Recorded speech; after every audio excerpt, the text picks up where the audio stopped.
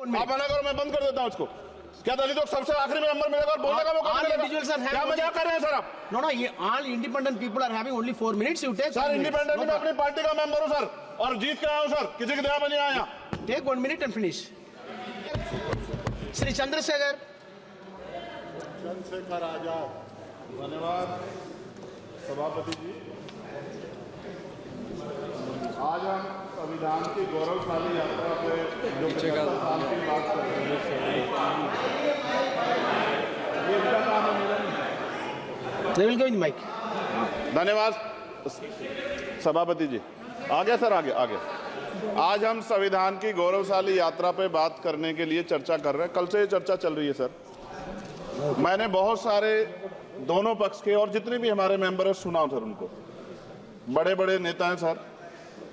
इसके भाग 1 में लिखा हुआ है India that is Bharat, Hindustan नहीं लिखा हुआ है सर।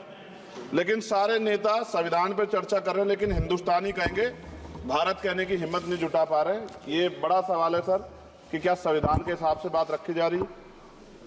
मैं धन्यवाद दूंगा फूले साहू बाबा साहब अम्बेडकर को और मेरे नेता मान्यवर साहब श्री काशीराम को।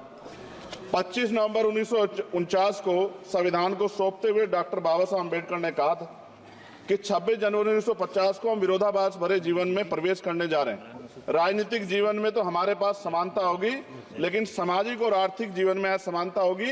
क्या ये चुनौती आज 75 साल बाद दूर हुई है? भारत ने 26 जनवरी 1950 को संविधान लागू होने के साथ खुद को एक संप्रभु लोकतांत्रिक और गणतांत्रिक राज्य होने का ऐलान किया। लेकिन सर उस समय संविधान की स्थिति ये थी कि जैसे गांव का कोई आदमी, मैं 50 की बात कर रहा हूं, वो 50 साल पहले शहर में आ जाता और बड़े लोगों की महफिल में चला जाता, उस जहां वो खाना खा रहे हो, और वो टेबल पे नैपकिन को खा के जो है ये कहता कि ये तो फीका, क्योंकि वो जानता ही नहीं था, वो समझता नहीं था संविधान को, संविधान है क्या। संविधान उसके लिए महज दस्तावेज था। ये जिम्मेदारी थी राजनीतिक दलों पे कि वो संविधान को व्यवहार में लेके आते, और इसके इतने सारे आर्टिकल हैं, अगर इनको व्यवहार में लाया जाता तो मुझे लगता कि आज देश बहुत बदल गया होता। बाबा साहब ने कहा था कि लोकतंत्र भारतीय भूमि का केवल ऊपरी पोशाक है, उनके अनुसार यहाँ की संस्कृति अनिवार्य तौर पर लोकतांत्रिक है। भारत जैसे गरीब और गैर बराबरी वाले देश में संविधान के जरिए छुआछूत खत्म करना, वंचितों के लिए सकारात्मक उपाय करना, सभी वयस्कों के लिए मतदान का अधिकार देना और सबके लिए सम्मान अधिकार तय करना, ये बहुत बड़ी उपलब्धि थी सर।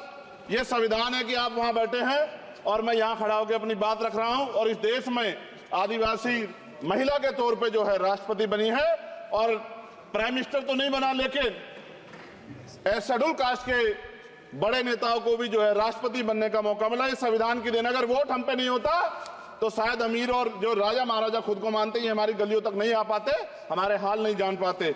आजादी का मतलब सर सिर्फ अधिकार पाना भर नहीं है, इसके लिए हमारे संविधान में सरकार और नागरिकों के अधिकारों के साथ साथ उनके कर्तव्यों का विस्तार से उल्लेख किया गया है।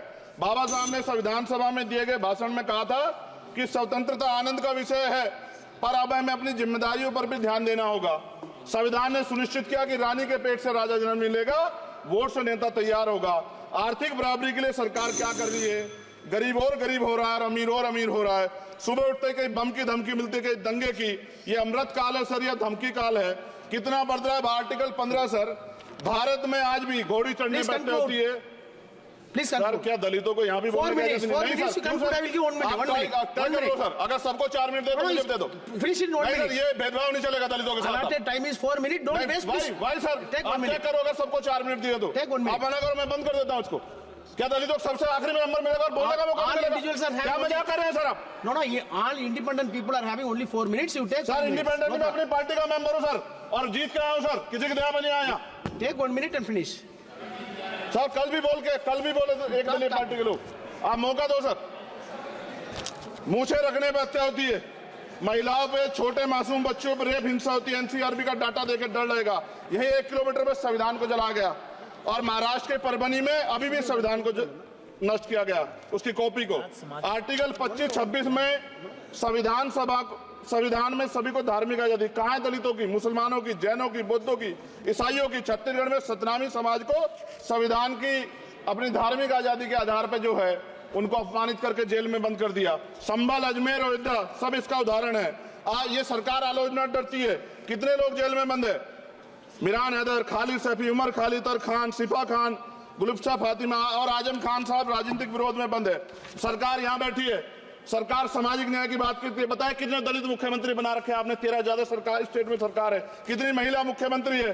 आपकी सरकार ने सुप्रीम कोर्ट के आदेश के बाद रिजर्वेशन प्रमोशन में जारी नहीं किया, और ओबीसी को पॉलिटिकल रिजर्वेशन आप देंगे नहीं देंगे, आप बताने का काम करें। मैं 75 साल की गौरव यात्रा में हम एक सभ्य समाज नहीं बना पाए, इसलिए जाति आधार पर SC ST OBC के बच्चों को प्राइमरी स्कूल से लेकर उच्च संस्थानों में भेदभाव किया जाता है। सरकार निरंकुश हो गई, कोई बुलडोजर से कार्रवाई करता है। कल मंत्री जी ने कहा हमने राष्ट्रीय पिछड़ा वर्ग आयोग बनाया, 69 शिक्षक भर्ती में उसकी सिफारिशों को नहीं माना। EWS के जरिए आपने संविधान पे आरक्षण के प्रावधान पे हमला किया। 1 मिनट में खत्म कर रहा हूं सर। संविधान सर, न्यायपालिका में आर्टिकल 124 ये कहता है सर, ये अधिकार जो है। Sundar sir, please conclude. Sir 1 minute में Please conclude. संविधान में न्यायाधीशों की नियुक्ति का अधिकार राष्ट्रपति के द्वारा होना चाहिए, अभी तक नहीं हो रही है। All India judicial service commission कब बनेगा? क्या चंद परिवार ही सर जज बन सकते हैं?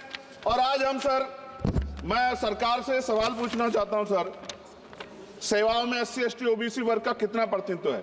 भारत सरकार के मंत्रालयों के अधीन PSU में, बैंकों, बीमा कंपनियों में और स्वच्छता संस्थानों में आउटसोर्स तथा कॉन्ट्रैक्ट पर वर्तमान कार्यरत कर्मचारी कुल कितनी संख्या है? आउटसोर्स और कॉन्ट्रैक्ट में कार्यबल SC ST OBC कितना प्रतिशत है? निजी क्षेत्रों में कार्यरत कर्मचारी, उनके SC ST OBC की वर्ग लाभ। सर खत्म कर, लास्ट पॉइंट सर। सर मैं फिर स्पष्ट तौर पर कह रहा हूं सर, यहां बैठे SC और OBC के मेंबर से कह रहा हूं सर, उनको सामाजिक जिम्मेदारी का ध्यान भी रखना चाहिए। पार्टी के प्रति वफादारी के साथ साथ अपने वर्गों के प्रति ईमानदारी भी रखनी चाहिए। ईमानदारी नहीं होगी तो इन वर्गों का भला नहीं हो सकता, और हमें बहुत सरकारों से उम्मीद नहीं है। बहुत बहुत धन्यवाद सर। Thank you. बहुत बहुत धन्यवाद सर। आज संविधान की ऊपर चर्चा करने के लिए आपने